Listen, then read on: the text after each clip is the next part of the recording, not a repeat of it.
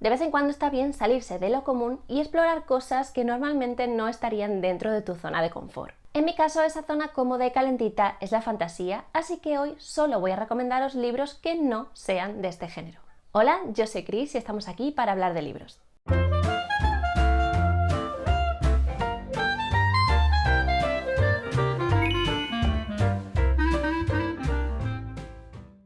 El caso es que aunque la fantasía sea mi género principal, de vez en cuando me apetece salir de ahí y probar otras cosas. Mirar cositas nuevas y limpiar el paladar. Normalmente hay otros géneros que sé que me pueden gustar, como puede ser la novela histórica, y a veces me apetecen cosas un poquito más light, como puede ser la romántica. Así que hoy he montado un gazpacho de libros y os traigo 15 de diversos géneros literarios para todos gustos y colores. Empezamos por una trilogía histórica y de aventuras. Si ya habéis pasado por mi canal antes, ya os la conocéis, y es la historia de Martín Ojo de Plata. Adoro esta historia, es de ficción histórica ambientada en el siglo XVII, y empieza cuando nuestra protagonista embarca en la flota española hacia el Caribe, esperando una nueva vida allí. Sin embargo, para sobrevivir tendrá que hacerse pasar por su hermano Martín, que murió durante la travesía, y deberá sobrevivir en una isla desierta, y luego convertirse en contrabandista. Es una historia de piratas de las que ya no quedan, con una protagonista súper molona. Una inmersión histórica total, con muchísimos detalles al margen sobre qué significa tal o cual cosa, o cómo vivían en las colonias, o incluso detalles sobre el valor de las monedas que se usaban en el momento. No me cansaré nunca de recomendar esta maravilla digna de película. En serio, quiero una, por favor. El siguiente es un libro que es un clasicazo y que nunca me imaginé lo mucho que me iba a gustar. Estoy hablando de un libro de Charles Dickens y es Historia de dos ciudades. La narración siento que está muy al día, no se hace para nada pesada, aunque esto puede ser mérito del traductor, todo hay que decirlo. Y los personajes dentro del marco histórico en el que están tienen una forma de acompañarte durante toda la historia que se hace muy amena. No recuerdo haberle cogido especial cariño a nadie, no hay personajes así, pero sí que siento que había más como antihéroes y me pareció que tenían unas relaciones entre sí muy cercanas pero muy complicadas al mismo tiempo. Ocurre entre las ciudades de Londres, más pacífica en ese momento, y París, en una época muy turbulenta donde los ánimos estaban a flor de piel. Y básicamente vemos cómo se cuece todo de lo que surge luego la Revolución Francesa. Y cómo afecta esto a esta familia más humilde de nuestros protagonistas. Se ven los problemas a nivel social y político desde una visión muy pequeñita como puede ser este punto de vista más familiar. Si me dijerais que solo puedo quedarme con un clásico de la literatura en mi vida, sería este. El Conde de Montecristo. Ay, ¿crees que tocho otra vez con este libro? ¡Qué pesada! Calla y lee. ¿Que luego no te gusta? Pues ya está. Pero este es uno de esos libros al que hay que darle una oportunidad en algún momento de la vida. ¿Que es muy largo? Sí, pero no pasa nada. Nadie te obliga a terminarlo. De hecho, yo lo empecé con esa visión. Si no me gusta, lo dejo donde esté. Pero al final seguí y lo adoré. Bien, es verdad que es un libro muy largo y tiene sus partes más rápidas y sus partes más lentas, pero valen completamente la pena. Luego me vine arriba y le di una oportunidad al Quijote y ahí sí que no supe pasar del 5%. Y se me hizo larguísimo ese 5%. Pero oye, hemos venido a esta vida a jugar. Pues en El Conde de Montecristo, Edmundo Dantes, que es el protagonista, está en la flor de la vida, a punto de ser ascendido a capitán y de casarse con su novia. Pero hay otros que quieren lo que él tiene y por pura envidia y avaricia lo acusan a las autoridades y él es encarcelado injustamente, acusado de ser partidario de Napoleón. Este hombre pasa muchos años en prisión aprendiendo y elaborando con mucho cuidado un complicado plan de venganza que pondrá en marcha en cuanto salga de allí bajo el alias del Conde de Montecristo. Me parece una maravilla literaria. Seguimos con la ficción histórica y ahora quiero recomendaros Largo pétalo de mar de Isabel Allende. Esta historia tiene de todo porque se desarrolla a lo largo de un montón de años durante toda la vida de los protagonistas Víctor Dalmau, un médico de Barcelona, y su cuñada Roser Bruguera. Ellos se ven obligados a abandonar el país durante la Guerra Civil Española, exiliándose y huyendo a Francia, donde cogen el barco de Pablo Neruda, que les lleva a Chile, o el largo pétalo de mar como él lo llamaba. Aquí ellos tendrán que integrarse en el país y vivir sus vidas en la nueva tierra durante muchos años hasta que llega el golpe de estado y tendrán que poner otra vez sobre la mesa sus opciones. Es una historia de sufrimiento pero también de amor, de voluntad y de fortaleza de espíritu. Y de esas que te hacen ver que casa no es solo donde naciste, sino más bien donde tú te dejas abrazar por lo que tienes y quién eres. Vamos ahora con un libro de la pluma de Taylor Jenkins Reid. Este libro va sobre la historia de una banda de rock de los 70 llamada Daisy Jones and the Six. En español se llama Todos quieren a Daisy Jones y tiene una serie en Amazon. No me la he terminado todavía, la verdad, pero tiene como protagonistas a Riley Keough, que es la nieta de Elvis Presley, ella hace de Daisy, y a Finny Coder como Billy. Ya sé que ese no es su nombre, pero para mí sí que lo es. Es una historia sobre el mundo de la música en la época de los 70, sobre sus privilegios y su lado oscuro también, la droga, la decadencia, el fenómeno fan de la época, la vida de personas muy creativas pero que viven en un mundo turbulento que se lleva su estabilidad mental por el retrete. Aquí Daisy es una niña que ha crecido en Los Ángeles en los 60 entre clubes de rock y tal, en una casa donde no se la valoraba y amando la música como nadie. Ella adora cantar y poco a poco se va haciendo notar. Por otro lado tenemos a The Six, que es una banda que lidera Billy, otra persona no muy estable que digamos, y que cuando empiezan a mover ya bastante más bolos se le va yendo de las manos. Un productor decide ayudarlos a ambos a llegar a más con la condición de que tienen que colaborar juntos. Ellos tendrán que unirse para trabajar en nueva música hecha con el talento de los dos lados. Es una historia que además está narrada en formato entrevista, algo que normalmente yo detesto, lo tengo que decir, pero que aquí no me molestó para nada. Vamos con otra novela de ficción histórica. Prometo que hay más géneros en la lista. Esta tiene toques de misterio y algunos elementos así más fantasiosos. La novela se llama El 8 y tiene una continuación que se llama El Fuego, pero no recuerdo que esta segunda parte me aportara demasiado. Sin embargo, El 8 es una historia que sí que recuerdo que me gustó bastante y que está narrada a dos tiempos. Tenemos una protagonista en 1790 y otra protagonista en 1970. Nuestra protagonista del siglo XVIII se llama Mireille y es una monja que vive en el apogeo de la Revolución Francesa. La protagonista de los años 70 es Catherine Bellis, que es una experta en ordenadores que se encuentra, de repente sin comerlo ni beberlo, envuelta en la búsqueda del ajedrez de Carlomagno. La historia gira mucho en torno al ajedrez. A Catherine le advierten que se está metiendo en un lío al buscar ese ajedrez, porque está ligado como a la masonería y a la alquimia. Es un ajedrez que lleva 1000 años escondido y que nos adentrará en la historia de los que lo tuvieron y de los crímenes que hubo por su causa. Aquí aparecen un montón de personajes históricos de todo tipo, como por ejemplo Napoleón y Catalina la Grande también salía. Y se aprende mucho de ajedrez también. Vuelvo a recomendar un libro de Isabel Allende y es La Casa de los Espíritus. De esta autora me gusta más Largo Pétalo de Mar, pero creo que La Casa de los Espíritus también es muy buen libro que mezcla el realismo mágico con la ficción histórica. Está ambientada en Latinoamérica y es la historia familiar de la familia Trueba y ocurre a lo largo de 3 generaciones. Para mí, sobre todo, esta historia se centra en las mujeres de la familia y en cómo influyeron en la vida de todos los que viven en la casa a su manera, porque todas tienen el don de la clarividencia. La historia empieza con Esteban y Clara. Él viene de una vida humilde y se hace rico. Compra una hacienda y se casa con Clara, que es hija de un político.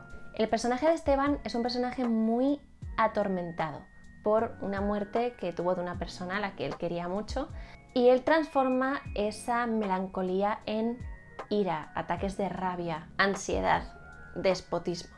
Es la historia de esta familia a lo largo de las décadas, de los cambios políticos, de los giros de la vida, de las desgracias y de las alegrías. Hay una película con Meryl Streep, Antonio Banderas, Winona Ryder y Jeremy Irons. Ahora voy a recomendar una historia un poquito más sangrienta de lo normal. El año de gracia de Kim Liggett. Esta es una mezcla de terror y distopía. Aquí se nos presenta un lugar donde creen que cuando las niñas alcanzan la adolescencia, su piel desprende un afrodisíaco potentísimo que seduce a los hombres y mata de celos a las mujeres. Así que en su infinita lucidez e inteligencia que caracteriza normalmente a la especie humana, intentando purificarlas sin hacer daño a nadie, las confinan durante un año entero en la naturaleza para que se las apañen. El problema es que no todas sobreviven, pero no por lo que creéis. Nuestra protagonista es Tierney, que le toca este año vivir su año de gracia. Ella ha soñado toda la vida con una sociedad mejor y quiere por fin descubrir qué es lo que ocurre durante el año de gracia, porque esto es un secreto del que nadie puede hablar. Así que durante su año de gracia verá que no solamente hay peligro en la naturaleza y el clima, o los cazadores furtivos que van a por ellas para cazarlas y quedarse con sus cachitos de carne para luego venderlos porque pues tienen magia y esas cosas, sino que el peligro de verdad está en las propias compañeras. Aquí se ve perfectamente cómo afectan las creencias irracionales a alimentar y alimentar sin parar la histeria colectiva que sufre este grupo de chicas encerradas en mitad de la nada y sintiendo la amenaza de muerte todos los días. Se ve de lo peorcito, vaya. Vamos de nuevo con ficción histórica con un libro muy cortito que es Quien cuenta las estrellas, de Lois Lowry. Este se sitúa en la Segunda Guerra Mundial y coge el punto de vista de una niña pequeña de 10 años. Anna Marie es la niña y nos lleva de la mano para mostrarnos las dificultades y los sufrimientos que vivieron en Copenhague en este momento de la historia. Todas las cosas que tuvieron que privarse a la vez que nos muestra las fortalezas también y el coraje que puede residir en el pueblo de a pie cuando une fuerzas. Recuerdo estar leyendo esa historia y ver las cosas desde el punto de vista de la niña, que no tiene ese entendimiento al 100% de lo que está ocurriendo a su alrededor, pero tú eres adulto. Tú sí sabes lo que significan los gestos que están haciendo los adultos a su alrededor. Sabes lo que significan los cambios en la calle, las señales que se hacen unos a otros y las pequeñas muestras de rebeldía que a ella le pasan desapercibidas. Aparte de otros momentos que para ella no tienen mucho sentido, pero tú estás con el corazón encogido por la tensión esperando detrás de las páginas. La Segunda Guerra Mundial no es una época en la que yo suela buscar una historia, más que nada por el sufrimiento que sé que va a significar. Pero esta en concreto creo que tiene el toque de inocencia y esperanza perfecto para mantenerte la luz en los ojos en vez de quitártela. La siguiente es una novela de ficción que está ambientada en la época actual más o menos, pero desde una cultura muy diferente a la nuestra. Es Madre de leche y miel. Creo que esta no es una historia que pueda leer uno en cualquier estado de ánimo, sobre todo siendo un entorno que es tan poco amable con las mujeres, despiadado a veces. Pero nuestra protagonista, Fátima, no se da cuenta apenas porque esto es lo que ha vivido siempre. La historia comienza con ella, que es una mujer musulmana del Rif, que ya casada y con una niña decide emigrar a Barcelona buscando a su marido. Sin embargo, finalmente se encuentra completamente sola para tirar adelante y alimentar a su hija. Vemos las dificultades de una mujer inmigrante en un entorno que no la entiende, en unas costumbres que no son las suyas, donde tiene que adaptarse a la vez que tiene que labrarse un futuro de la nada y abrir la mente para educar a una hija en una cultura que le queda muy lejos de la suya. Para mí es una historia bonita y un poco triste a la vez, sobre cómo se puede estar en un lugar en el que te ha traído la vida, mientras que estás recordando y añorando otro que tú sabes que no era perfecto. El siguiente es La insólita amargura del pastel de limón. Esta historia tiene como un toque de fantasía, pero realmente yo lo calificaría más como realismo mágico. Estoy casi segura de que tengo que haber nombrado este libro antes, pero mi yo doriano se pregunta si realmente fue así, y aún así sí fue suficiente. Así que aquí va. Aquí Rose es una niña de 9 años que un día prueba el pastel de limón de su madre esperando pues algo rico y delicioso. Pero se da cuenta de que lo que ella realmente saborea de ese pastel es soledad, es tristeza. Y ella se da cuenta que es capaz de saber lo que siente una persona a través de pues probar lo que ha cocinado.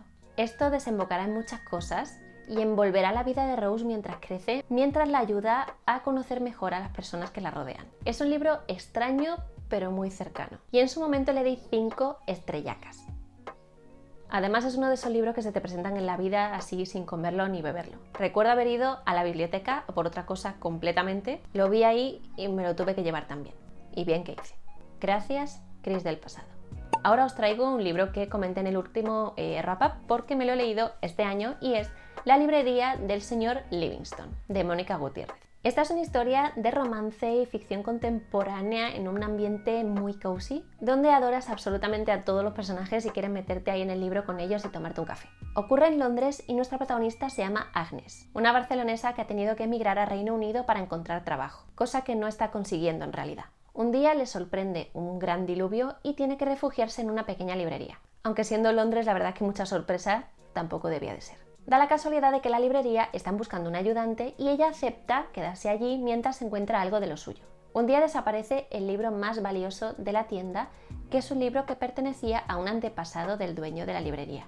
Y llega un inspector para ayudar a encontrarlo y de paso revolucionar la vida de Agnes. Tenemos a un librero gruñón, a un niño que es un ratoncillo de biblioteca, a múltiples clientes entrañables que pasan por la librería de vez en cuando y muchas situaciones tiernas. Si lo que te apetece es un libro cozy, esta es muy buena opción. Ahora os traigo uno de misterio y thriller young adult llamado Lazos de sangre. La autora es Karen McManus. Esto es una cosita turbia con secretos de familia por todas partes. Aquí los protagonistas son 3 primos que apenas saben nada los unos de los otros. Solo saben que cuando la abuela deshereda a sus padres, se separan y no vuelven a tratar apenas entre sí. Pero un día la abuela los invita a los tres a pasar el verano en un complejo turístico que es de su propiedad, y ellos aceptan.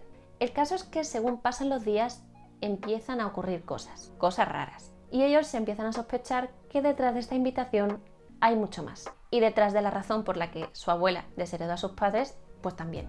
No recuerdo que este libro me encantara, no soy de thriller, pero sí que me tuvo bastante enganchada mientras me lo leía y le di 3 estrellas, así que not bad. Ahora os voy a recomendar 2 libros que los he contado como uno porque para mí son complementarios, y son El cerebro femenino y El cerebro masculino. Los dos son de Luan Brissendin. Aquí nos cuentan todos los cambios que sufre nuestro cerebro desde que nacemos hasta que somos ancianos. Se nos explica con situaciones mientras seguimos el desarrollo del ser humano, desde que nace y empieza a descubrir el mundo, las experiencias que se tienen durante la niñez y por qué, la explosión de la adolescencia y el paso del cerebro a la adultez más tarde de lo que uno puede pensar en un primer momento. El cambio del cerebro cuando se tiene un hijo también, cuando esos hijos crecen. Incluso se nos explica las sensaciones que se viven cuando se es anciano o cuando se tiene el primer nieto. Todo implica crecimiento y cambios químicos en el cerebro, pero se nos explica de una manera súper interesante. Está dividido entre el cerebro masculino y el cerebro femenino porque los cambios en los cerebros son muy diferentes, así como las consecuencias en las diferentes etapas. También varía mucho en el tipo de comunicación y en las cosas que valoramos. Son lecturas muy cortitas y recomendables tanto si quieres conocerte un poquito mejor a ti mismo como conocer al sexo opuesto. Está un pelín anticuado en algunas cosas, pero las enseñanzas que se nos da son muy valiosas igualmente. Y por último, no quería dejar fuera de esta lista a la que ha sido mi descubrimiento del mes de marzo, y son las novelas gráficas de Heartstopper. Es una historia de amor preciosa LGBT entre 2 niños de 14 años que aún están descubriendo quiénes son. Se centra sobre todo en ellos dos y en cómo se van conociendo y desenvolviendo en el entorno escolar, sus problemas derivados de la edad que tienen algunos y otros que son un poquito más delicados, y el apoyo incondicional y tierno que se tienen entre sí, así como la relación que tienen con sus amigos. De los amigos sabemos poquito los cómics, pero hay una serie de Netflix cuyo guión está también maquinado por la autora y se nota un montón. Y aquí se le da muchísima más visibilidad al resto de personajes y más profundidad, sin quitar el protagonismo a Nick y a Charlie. A mí me ponía una sonrisa en la cara de pura ternura. Y eso ha sido todo por hoy, espero que os haya gustado, muchas gracias por ver el vídeo. Si os apetece seguir viendo contenido sobre libros, no dudéis en volver por aquí, que os estaré esperando. Y nos vemos en el próximo vídeo. Chao. Perrillo ladrando fuera. No respondas, déjame terminar. Uy, el cable. Me chupé eso. Con un claso. Relaja la moto. Lo acusan a las autoridades y él es encarcelado injustamente. Que es una experta en ordenadores que se